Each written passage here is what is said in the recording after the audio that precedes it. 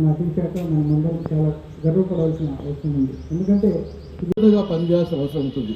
ఎందుకంటే ఇప్పుడు మన డిపార్ట్మెంట్ అనేటువంటిది చాలా ఒత్తిళ్లకు సవాళ్ళను ఎదుర్కొంటున్నాయి. ఆ సవాళ్ళ మధ్యనే మనం పనిచేసుకోవాలి. ఈ సవాళ్ళను ఎదుర్కోవడంలో మనం విఫలమైనట్టయితే మనము మన డ్యూటీని సక్రమంగా నిర్వర్తించలేము. కాబట్టి పబ్లిక్ ఫస్ట్, మిగతా అన్ని కూడా సెకండ్. కాబట్టి దానికి అనుగుణంగానే మనం పనిచేసుకోవాలి. ఆ దిశలోనే మనకు వరంగల్ మనం సీసీఓ గారి ఆధ్వర్యంలో మన సర్కిల్ అటవీ శాఖలో ఎన్నో అభివృద్ధి సాధిస్తుంది.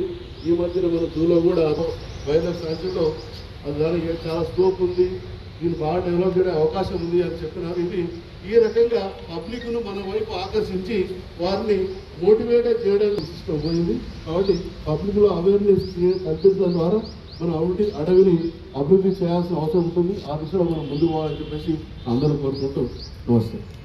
ఇప్పుడు గౌరవనీయులు వరంగల్ డిఎఫ్ఓ గారిని ఉద్దేశించి మాట్లాడారు.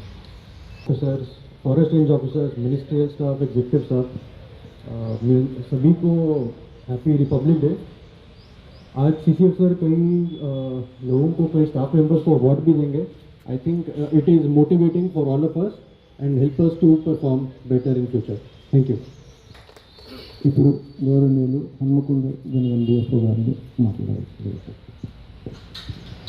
ఈరోజు మన గణతంత్ర దినోత్సవ అకేషన్ సందర్భంగా ముఖ్య అతిథిగా విచ్చేసిన సిసిఎఫ్ సార్కి, అట్లాగే మన డిఎఫ్ఓ వరంగల్ గారికి, డిఎఫ్ఓ స్క్వాడ్ గారికి, మన మినిస్ట్రియల్ స్టాఫ్కి అండ్ మన ఎగ్జిక్యూటివ్ స్టాఫ్కి, మీడియా మిత్రులకి అందరికీ 76th రిపబ్లిక్ దినోత్సవ శుభాకాంక్షలు.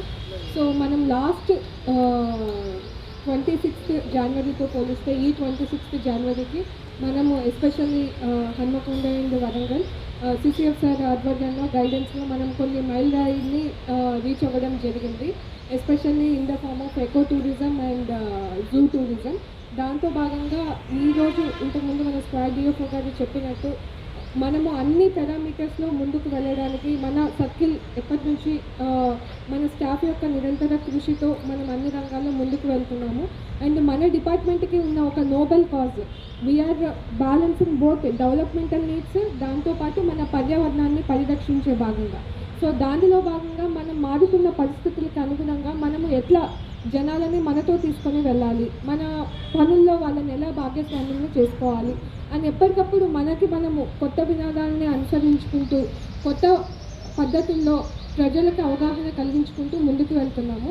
సో దీనిలో భాగంగానే నెక్స్ట్ ఇయర్కి ఇంతకంటే ఇంకా అన్ని పారామీటర్స్లో ముందుకు వెళ్తూ మన సర్కిల్ని మన డిపార్ట్మెంట్లో, మన రాష్ట్రంలో అన్ని విధాలుగా అందరూ గర్వపడేలాగా చేస్తారని ఆశిస్తూ ఈ అవకాశం ఇచ్చిన నాకు ధన్యవాదాలు.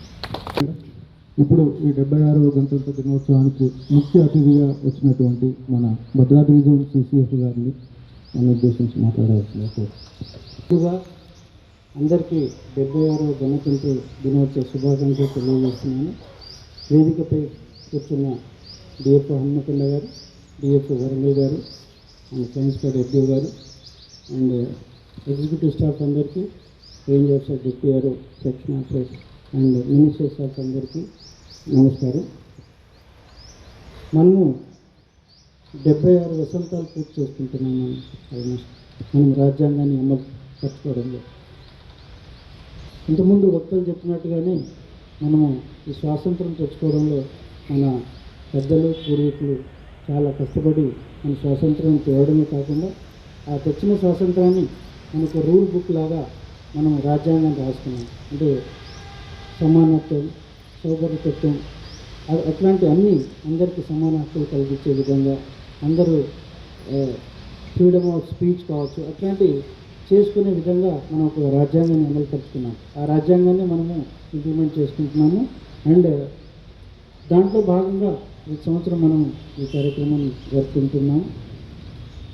అయితే మనము ఆలోచించవలసింది ఏంటంటే, మనము తెచ్చుకున్న రాజ్యాంగాన్ని ఇంకా మన వంతు కృషి చేస్తూ మనము అందులో భాగస్వాములై ఇంకా అభివృద్ధి పథంలో నడిపించుకోవాల్సిన బాధ్యత మనందరిపైన ఉంది.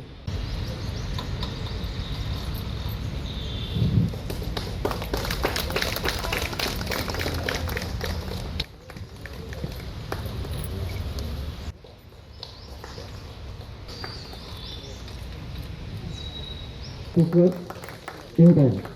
Also, ఫారెస్ట్ ప్రొటెక్షన్లో వచ్చింది ఆఫ్ ప్లాంటేషన్.